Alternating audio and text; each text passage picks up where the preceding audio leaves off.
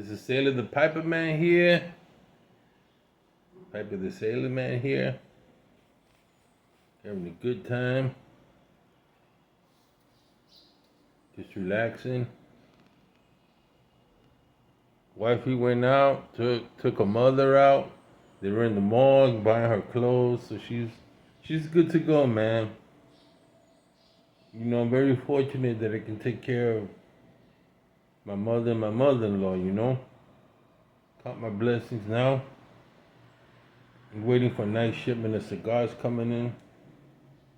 In the meantime,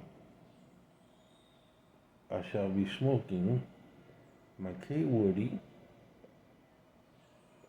with my Value Pack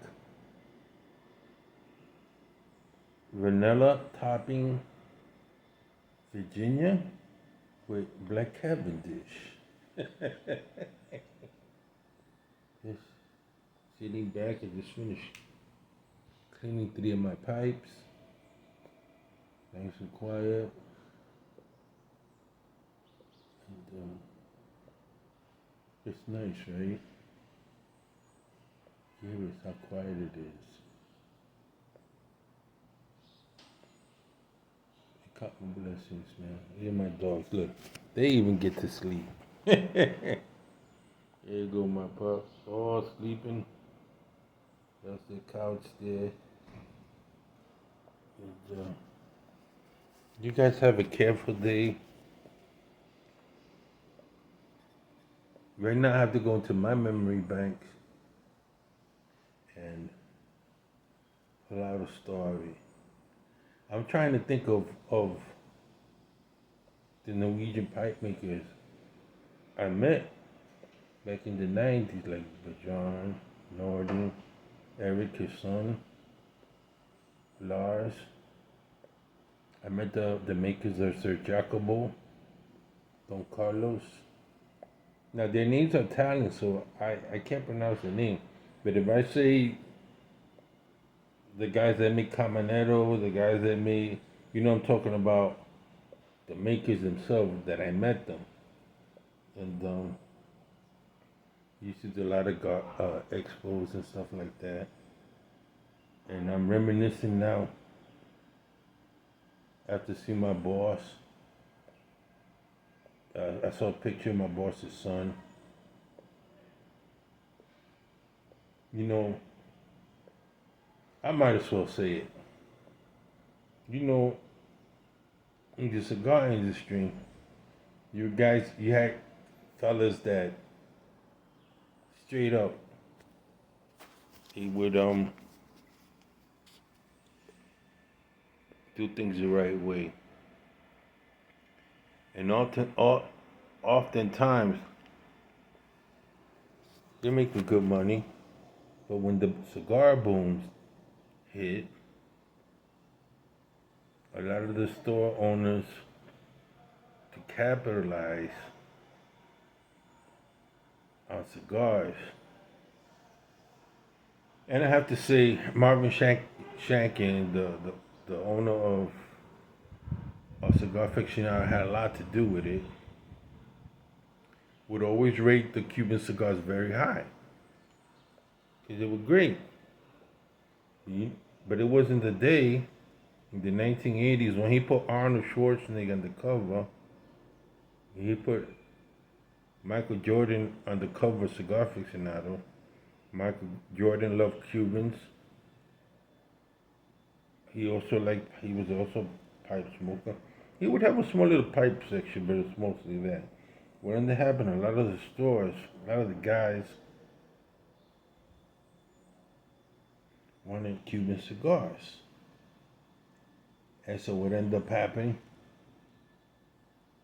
is you had a lot of counterfeit companies, cigar makers coming up, making these Cohiba bands. I don't know if you were around that long enough. And the store secretly began selling Cuban. Well, unfortunately, my boss got him so caught up, not in that industry, but real cigars, Cuban cigars, smuggling it to the country. I don't want to say his name because I don't know what the laws are, but from time to time he used to go to the Cuban embassy in Washington D.C. and buy cigars from the diplomats, boxes and boxes of cigars.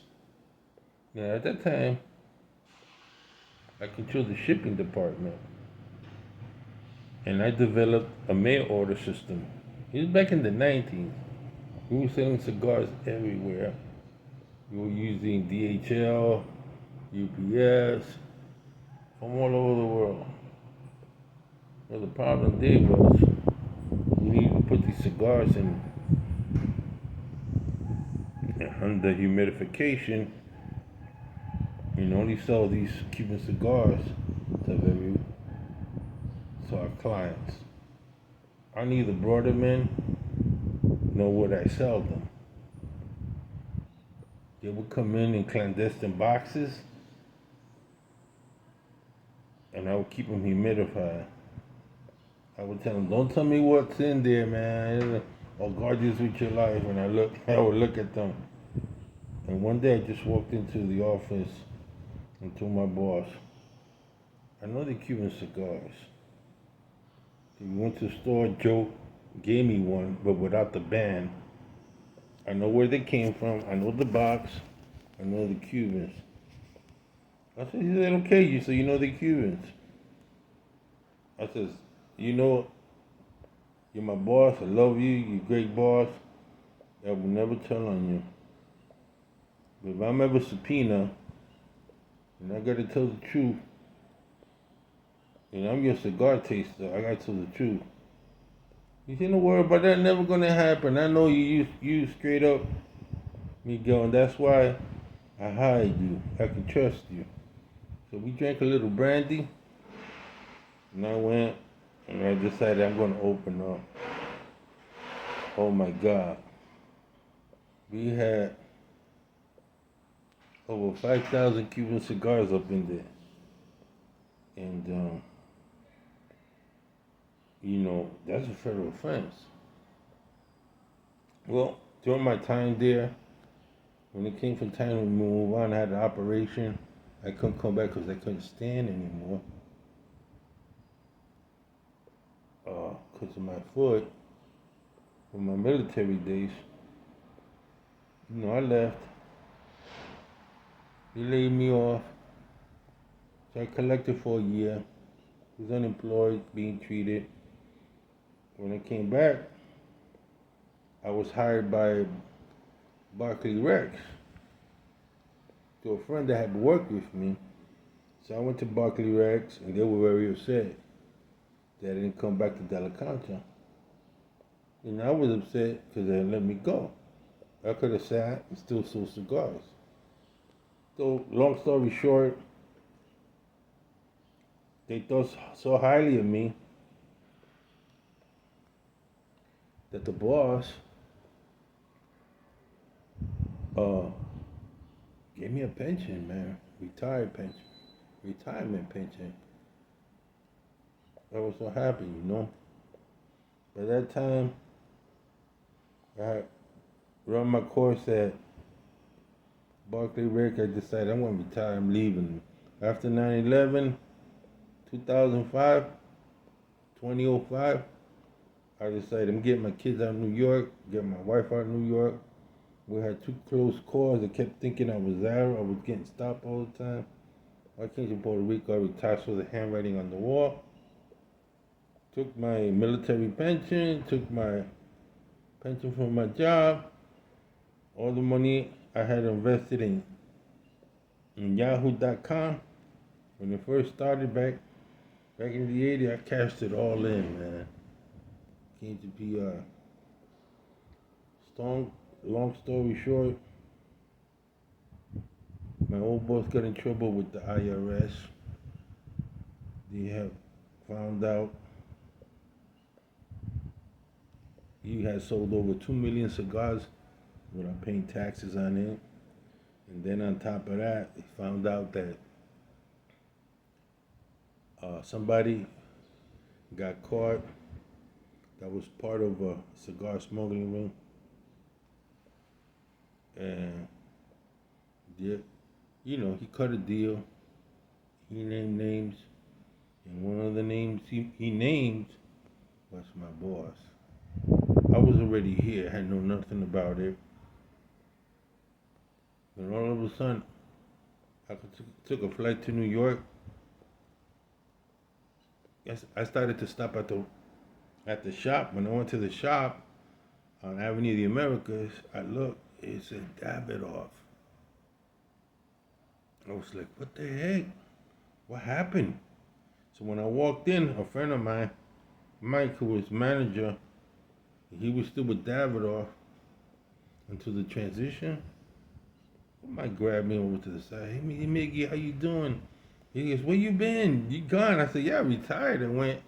I'm living in PR. Just came to New York, visit family. Now, I see it says Davidoff in the front."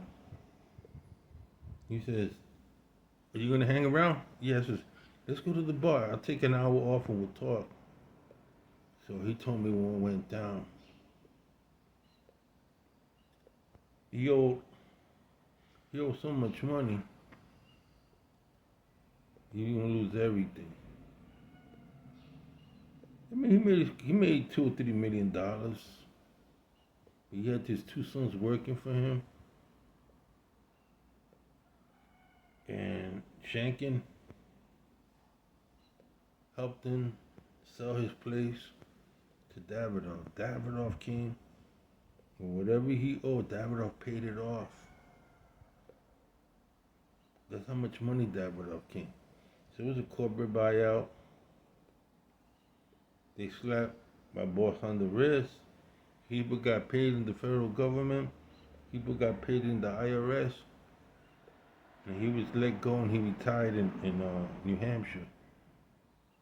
But it was so sad to see my old store being bought by Davidoff. But in a way, I'm happy because they helped my boy. He could have spent some years in prison for, bringing Cubans, man. He wasn't the only one. He just happened to get caught. But I can tell you, there was a lot of guys that own cigar companies that had their premium brand cigars come in, and a lot of those cigars in those boxes were not their cigars, were Cuban cigars. I flooded the market, man. Everybody had a Cuban. They were coming in through Montreal. They were coming in through Mexico, man. Baja California. And when they used to have the RTTDA in Las Vegas, Cubans everywhere, man. And a lot of people started naming names. That killed off the cigar boom, man. But people were making huge money. And that's my story, What happens when you're making good money, but then you get greedy. You want more, more, more. And the prices of cigars went up. And now we had that problem. Cigar prices are just too much. I can't. I used to smoke Davidoff, Perdomos, top of the line, 12, Rocky. I used to smoke top of the line, Dominican, Honduran, AJ Fernandez, all the great cigar companies, Raw Jamaican. I had the top of the litter. I used to smoke 8 cigars a day.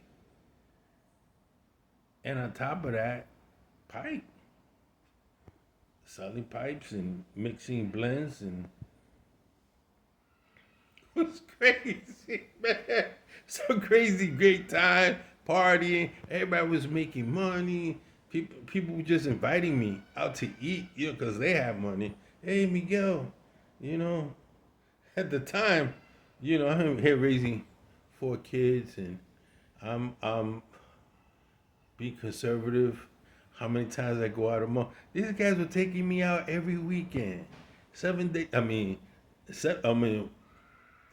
four four times a week, and then on the weekdays, you know, my my clientels and friends that I knew would call me to Marriott Marquis, Cigar Lounge, Macanudo Lounge, all the cigar lounge I would hit. They would bring me cigars, and then on top of that, the sales reps would give me cigars to smoke their blend and to push their blends.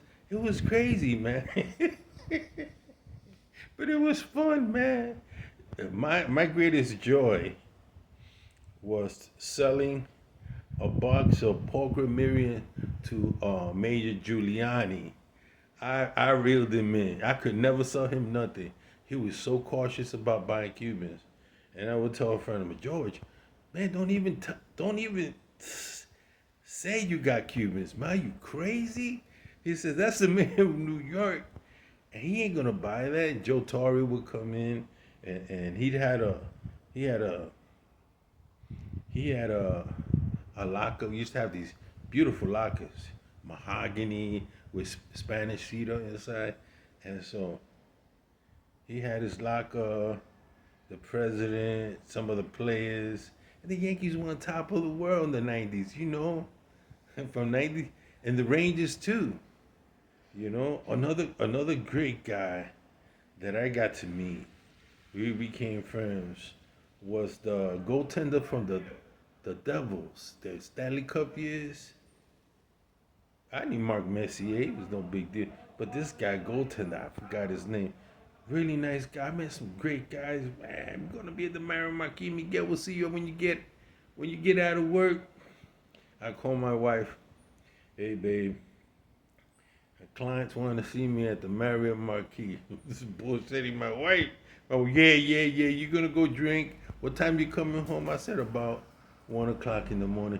And then you're gonna have to go to work. You gotta be out the door at 6 o'clock. And it was like that every day. It was like, okay, Marvin Shankin. And then it was nice because Perdomo, the original guy, had a show on the Marriott Marquis, and I was so tired, man. I was so tired. And Melendi, my boss, needed somebody. His kids haven't arrived. They couldn't get past their visa. He needs somebody to showcase his cigars. So I was the only one that spoke Spanish. So I go outside, walk down the street, and they were selling ties for $7 a pop. I buy a tie, take a taxi down to the Marriott Marquis, walk up in there. You know, I drink me one of those drinks that like make your heart go 100 miles an hour. Off of Monster drinks. They just come in. I took a Monster drink. I was like, whoa, some there, and he's talking to me. Oh, it was so nice, man. That day I had maybe 12 anniversarios, smoking it. Smoke whatever you want. Everybody's like, you're smoking, and then the Fuente families are like, hey, can you come over and give our kid a break and we'll go over there? I was smoking Open X and Portomo the whole night, man. Open Sex, I must have smoked like 9 Open Sex. I was smoking Short Stories. I was smoking Royal Salutes. And then I was smoking my Horror de Monterey Excaliburs, man. I was smoking that night. I came home. I think I couldn't breathe. And then on top of that, I had San Margaritas, strawberry daiquiris. It was crazy. My only regret is I didn't take pictures, man. Because nobody would believe I had in my mouth at the same time. I had an Anniversario. I had a Hoy de Monterey. I had a Monte Cristo #5 Cuban cigar. And I never took a picture of it. I said that would have been good, man, but that's what it was. It was outrageous, man. What a sailor, the Piper Man, Piper the Sailor Man. Then I think about that, the cigar boom was like nothing you could ever explain, man. And I'm being mild. You guys take care.